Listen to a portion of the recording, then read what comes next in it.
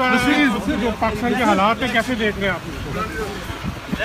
2015 इंशाल्लाह नए पाकिस्तान का सारा देख के एक मिनट चला गया देख रहे हैं आप नए पाकिस्तान का साल देखा हूँ आप क्या समझते हैं कि जो आपकी तहरीक हुई है कितनी की बेदारी आई है पाकिस्तान में? आराम से यार एक मिनट ही तो पहले लोगों के ज़हनों में नीचे करो और फिर मुल्क में तब्दीली आती है।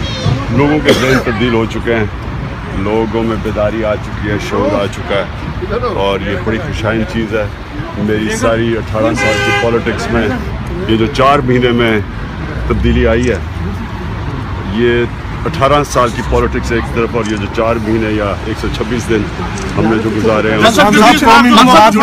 के लिए जुडिशल कमीशन पे आखिर कौन सा मामला है जिसकी वजह से हुकूमत जो बनाने पे किसी हवाले से उस पर रजामंद नहीं हो रही? देखिए सीधी बात ये ये ज़रा गौर से सुन, जो जुडिशल कमीशन तहरीक इंसाफ तश्कील देना चाहती है उसमें अगर घपला ना हो इलेक्शन में तो नून लीग बनाना चाहती है। अगर धांधली हुई तो जुडिशल कमीशन कुछ नहीं कर सकेगी उसका, यानी कि एक टूथलेस जुडिशल कमीशन बनाना चाहती है। इसके ऊपर बातचीत चल रही है। इसमें किसी को शक नहीं होना चाहिए कि 2013 की इलेक्शन में जो धांधली हुई है वो तारीखी हुई है। जो सारी पाकिस्तान की जमातें, सारी जमातें सब कहते हैं धांधली हुई है, और अगर धांधली हुई है तो एक आज़ाद खुद मुख्तार मजबूत जुडिशल कमीशन ही फैसला कर सकती है कि क्या इलेक्शन जायज़ थे या नहीं थे। लेकिन जो जुडिशल कमीशन नून मांग रही है उससे वो रिजल्ट ही मिलने लगा। खान साहब जो आज काउंटिंग हुई है दोबारा आप उससे मुतमिन हैं? अभी तो एन 122 की इंशाल्लाह पीर तक रिजल्ट आएगा। उसमें अभी तक जो आखिरी अभी पूरे पोलिंग स्टेशन ही होते 26,000 जाली वोट निकला है। 26,000 जाली वोट, 8,500 से मैं हारा था। तो और उसके अलावा तकरीबन 30-40 पोलिंग स्टेशन के अंदर ना फॉर्म 14 है ना 15 है। इस तरह की इलेक्शन करवाना है तो ना ही इलेक्शन करवाए, इससे बेहतर है। जनरल राहिल शरीफ ने आप और नवाज शरीफ दोनों को कहा कि धरना भी खत्म करें और एक दूसरे के साथ बातचीत करें। Is this true? देखिए मैं आपको क्लियर कर दूं, आज तक ना मुझे किसी ने डिक्टेशन दिया है ना मैं किसी से डिक्टेशन लिया है। ये कहना कि किसी के कहने के ऊपर हमने धरना ख़त्म किया, ये बिल्कुल गलत है।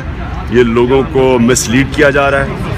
एक ही वजह थी जिसकी वजह से हमने धरना ख़त्म किया कि जब वो जिस तरह का सानिया हुआ पेशावर में और जो वहाँ जो हालात थे और जो मैंने देखे हैं उस वक्त सिर्फ एक ही चीज़, एक कौम की डिमांड है कि एक सब प्लेटफॉर्म पे खड़े हो और इस दहशतगर्दी का मुकाबला करें। एक पूरा कंसेंसस है आज पाकिस्तान में जो कभी पहले नहीं था कि दहशतगर्दों का मुकाबला करना चाहिए।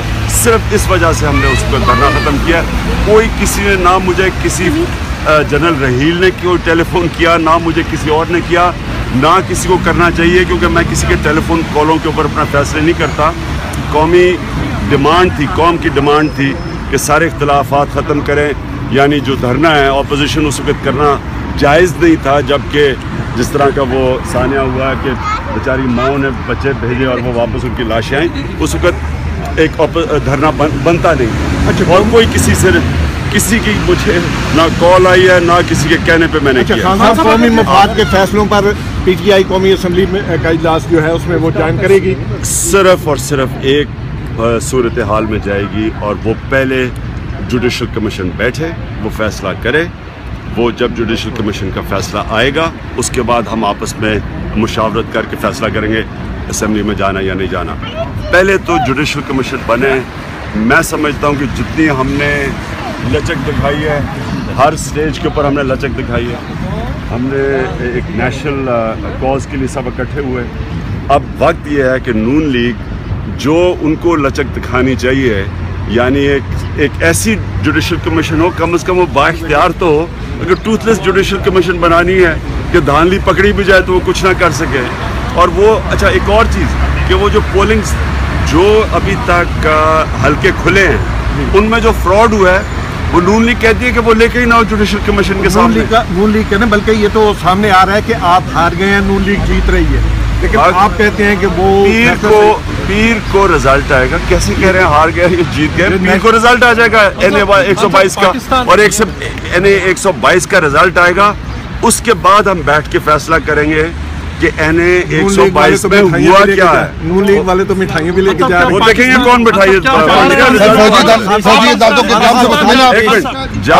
जब तक जज रिजल्ट नहीं देता, उससे पहले जो भी रिजल्ट अनाउंस कर रहा है वो मैच फिक्सिंग है।